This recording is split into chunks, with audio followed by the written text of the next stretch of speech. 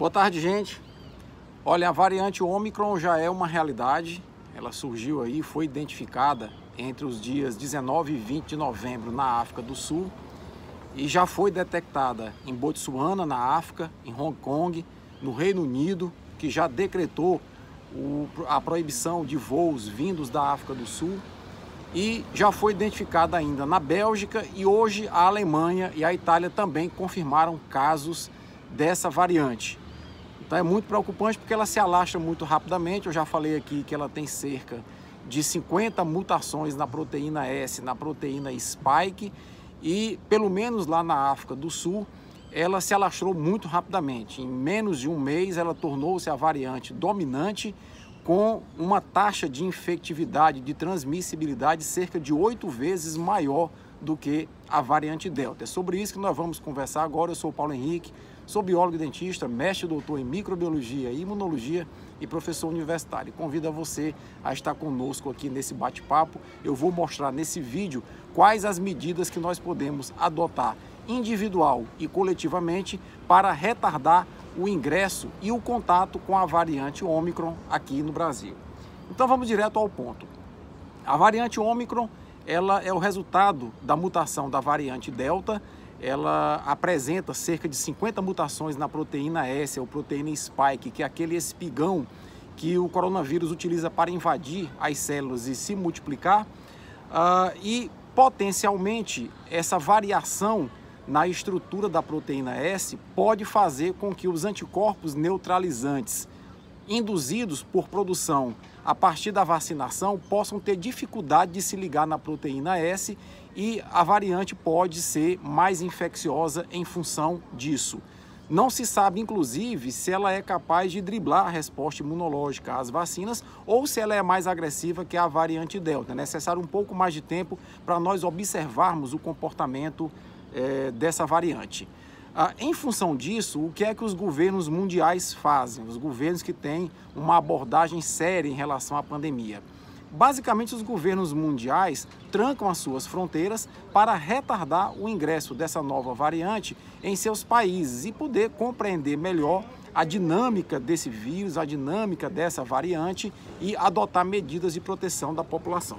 Bom, aqui no Brasil, a Anvisa já havia sugerido que pessoas que ingressassem no Brasil em aeroportos ou em postos de fronteira tivessem que fazer teste diagnóstico de PCR e, para além disso, tivessem que apresentar o certificado de vacina, antes mesmo do surgimento da variante Ômicron. O governo andou tateando um pouco, mas hoje foi publicada uma portaria do Ministério da Casa Civil que, a partir da segunda-feira, voos vindos da África do Sul estarão proibidos. Entretanto, eu acho que não basta isso do ponto de vista coletivo da proteção. É necessário que, além de se barrar voos vindos da África do Sul, comece também a monitorar os pacientes que estão vindo, ou os passageiros, melhor dizendo, que estão vindo desses países onde já há confirmação de casos da variante Ômicron.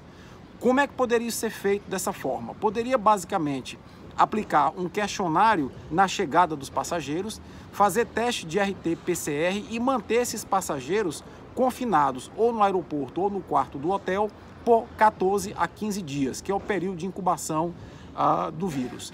Nesse sentido, nós estaríamos criando uma barreira de proteção que é relativamente eficaz e que vários países já demonstraram ser eficaz, né?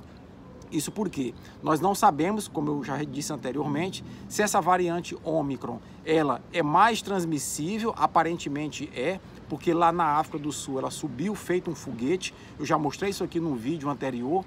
Ela apresenta uma taxa de transmissibilidade muito elevada. É bem verdade que essa taxa foi medida num país que tem apenas 23% da população completamente vacinada. Nós precisamos ver como essa variante vai se comportar agora no Reino Unido, como ela vai se comportar na Alemanha e na Bélgica, que tem índice de vacinação similar aos índices observados aqui no Brasil. Se ela se espalhar na mesma velocidade ou numa velocidade maior nesses países que têm índice de vacinação relativamente elevado, nós estaremos diante de um problema, porque nós estamos nos aproximando das festas de fim de ano aqui no Brasil, nós estamos nos aproximando do Carnaval. Hoje mesmo está tendo uma final de Libertadores e aqui em Teresina todos os bares estão literalmente lotados, inclusive com espaços fechados, resultando em grande aglomeração, e esse é um cenário muito propício para uma variante como a Ômicron se espalhar muito rapidamente, né?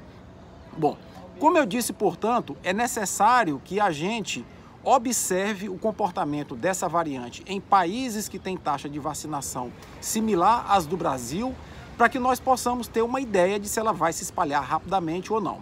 Na minha percepção, a variante Ômicron ela vai ser a responsável aqui no Brasil por uma quarta onda no início do ano de 2022, por uma razão simples. Aqui no Brasil nós temos ainda 50 milhões de pessoas que não tomaram sequer a primeira dose da vacina. E existem 21 milhões de brasileiros e brasileiras que tomaram a primeira dose, mas não voltaram para tomar a segunda dose. Ou seja, nós temos cerca de 70 milhões de pessoas que não têm uma resposta imune robusta e, consequentemente, estão vulneráveis ao coronavírus e à variante Ômicron. O mais preocupante para mim é o quê?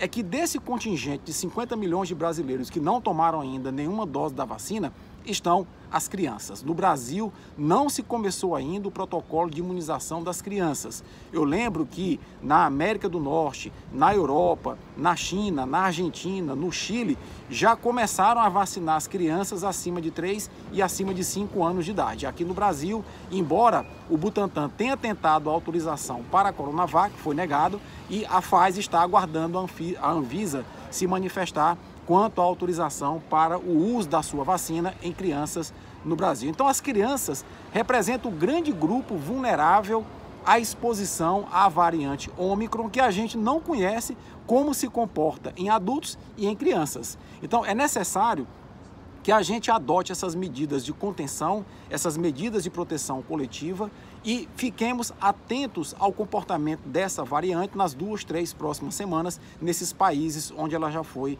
detectada.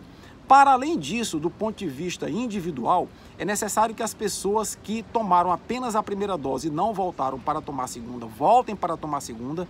É necessário que as pessoas que estão na época de tomar a terceira dose de reforço voltem para tomar a terceira dose de reforço. Até onde se sabe, as vacinas são eficazes contra as variantes. Pode cair um pouco a eficácia, mas elas mantêm uma taxa de eficácia bem elevada em relação à proteção para a Covid grave, em relação à proteção de morte por Covid-19. Então, é necessário, repito, tomar a vacina, voltar para tomar a segunda dose e, se for o caso, ir tomar a terceira dose para robustecer a sua resposta imunológica. As pessoas devem continuar a utilizar máscaras bem vedadas, do tipo PFF2 ou N95, que são máscaras muito boas e são muito eficazes, principalmente em locais fechados. Tentar, na medida do possível, evitar locais fechados, inclusive locais que tenham aglomeração, exatamente para evitar se expor ao coronavírus e à variante Ômicron. Eu diria para vocês o seguinte, que é inevitável que essa variante chegue ao Brasil. Há quem diga que, inclusive, ela já está circulando por aqui. Eu acho que é precipitado, mas que é inevitável ela chegar no Brasil, isso, certeza, ela chegará no Brasil.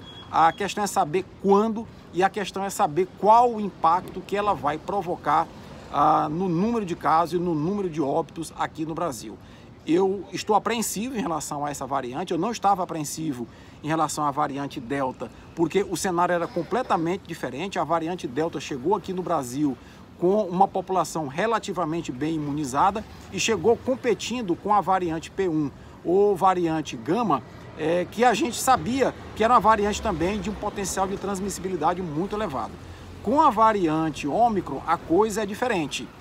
Então nós temos que ficar atentos, porque é uma variante que reúne uma quantidade de mutações nunca antes vista em nenhum coronavírus, em nenhuma variante, e isso realmente é bastante preocupante. Nós não podemos jogar com a sorte, nós não podemos ser negligentes. É necessário que os governadores, os prefeitos, o governo federal se unam, se articulem para proteger a população brasileira com as medidas que eu citei aqui, e é necessário principalmente que a população brasileira se conscientize que a pandemia não acabou.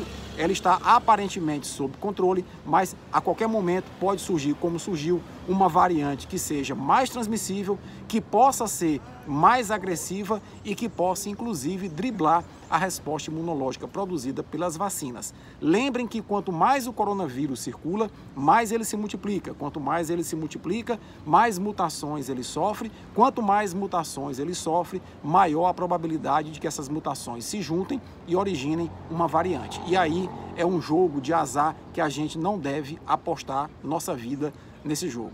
Se você gostou, dá uma compartilhada, deixa teu comentário, tua crítica. Forte abraço, até a próxima.